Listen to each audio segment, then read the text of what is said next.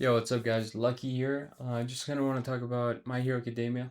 And as we all know, the season has finished. Can I just want to talk about my personal experience throughout the whole show and then at the end, kind of talk about the last season and my reaction?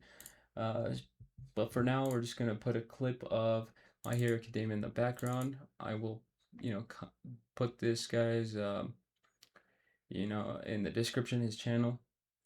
But for now, we're just gonna keep it in the background. So basically, I started watching My Hero Academia probably when I was pretty young. I was like 15, 16. It was like my second anime ever, besides Sword Art Online. I think I also watched Blue Demon Exorcist.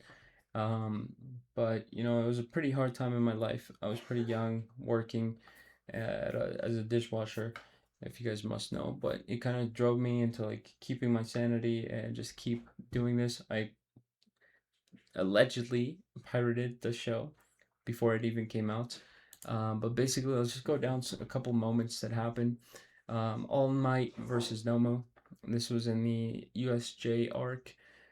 First real proof of the symbol of peace represents. Go Beyond plus Ultra becomes a serious emotional core, sets up the idea that All Might's power is finite.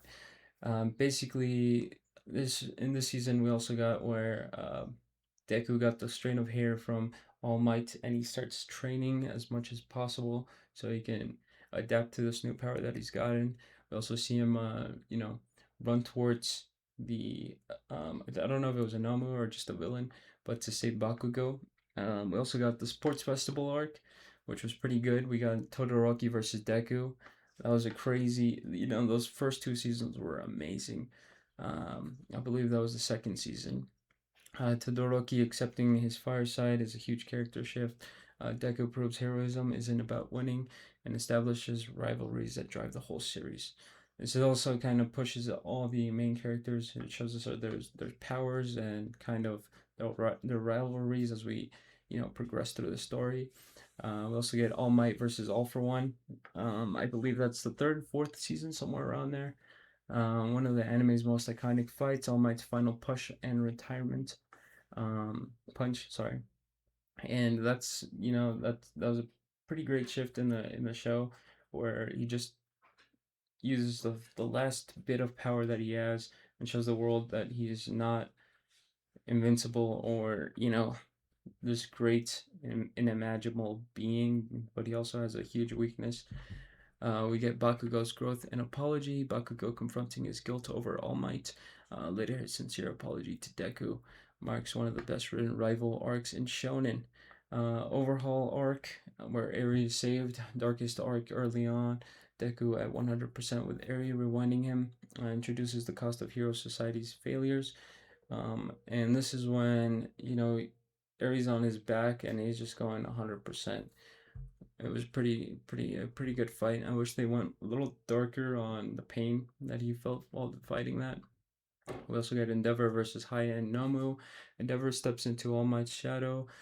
Plus Ultra's prominence burned defines him. Starts Endeavor's redemption storyline. Now, most of these, are skipping some of the crucial big points, like when they're in this camp, and Deku's fighting masculine, and he's just going like full raw power, like against the ground, and just pushes back and just pummels the evil guy. Um, we get Dark Hero Vigilante Deku arc. Deku leaves UA, wears down his body and soul. Class 1A, bringing him back is one of the most emotional moments in the series. Um, I would agree to that to some extent. I wish the Vigilante arc was a little longer. I think it was only like 3 episodes, and I was waiting for it for such a long time. Also, before that, I got a little bit of fatigue. I think that was in the middle of season 7 or beginning around there, close to the end. But basically, I heard about the vigilante and all this stuff. I was kind of expecting like a Spider-Man, like super tired, which we kind of got with Bakugo. Bakugo's death and return, major spoiler. So I should have said that before. There's gonna be spoilers, guys. Now this isn't such a huge one, but you know, this is the newest season. So just if you're not caught up, make sure you go catch up. It's pretty good, and you if you've never watched it and you just want to experience the show, you can watch the first two seasons and the last two, and you'll be good. And then the rest you can watch some other time if you want to. But I would highly recommend watching all of them and the three movies. Uh, One of them is really good. So, I believe it's Heroes. No, Two Heroes is really good. Heroes Rising is okay, and there's a third one where there's a fake All Might. That one's pretty bad from what I've heard. So yeah, Bakugo sacrifices himself for Deku, symbolizes how far he's come from episode one, reinforces the theme and shared heroism. This is one of the highest peak moments for me. You know, end of season seven and beginning of season seven. You got Todoroki and Engine. I forgot his name, but they're on a jet and they're going fucking super fast.